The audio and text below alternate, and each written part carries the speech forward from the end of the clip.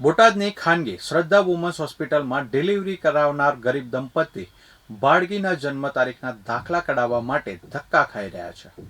આ અંગે હોસ્પિટલમાં જવાબદાર વ્યક્તિ દ્વારા માહિતી આપવામાં આવતી નથી. જો કે રજિસ્ટરમાં સિઝેરિયન થવા અંગે નોંધ દર્શાવવામાં આવે છે, પરંતુ નગરપાલિકામાં ઓનલાઈન ડેટા મોકલેલ નહીં હોવાને કારણે નગરપાલિકામાં નામ ચડાવવામાં આવ્યું નથી તેવી જાણકારી મળી છે.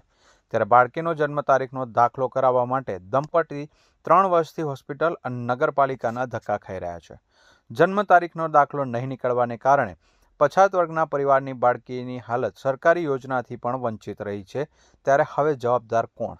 ખરેખર બાળકીનો જન્મ તારીખનો દાખલો નીકળશે કે કેમ તેવા અનેક સવાલો ઉઠી રહ્યા છે.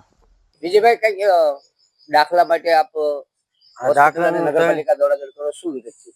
3 વર્ષ હું દાખલાનું ધોળા કરું છું પણ નથી થતું. અહીંયા જાઉં છું, પંચાયત ઓફિસે જાઉં છું તો અહીંયા એમ કે છે દવાખાને મોકલ્યું નથી. દવાખાને જાઉં છું તો એમ કે છે કે ના, મોકલી દીધું છે. 3 વર્ષ હું ધોળા કરું છું અને શ્રદ્ધા હોસ્પિટલે જન્મ થયો હતો મારી બાળકનો અને સિઝરિંગ આવ્યું હતું. તરી 35,000નો ખર્ચો થયો હતો.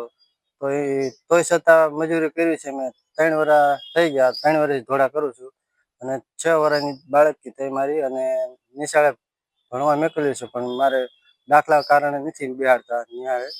અને સરકારી લાભોથી વંચિત રહ્યા છો, શું કહેશો? સરકારી લાભો નથી મળતા કાંઈ અને લાખ રૂપિયાનું નુકસાન થઈ ગયું છે મારે. ફોલ્ટ કોનો હોય છે? આમાં ફોલ્ટ કોનો હોય?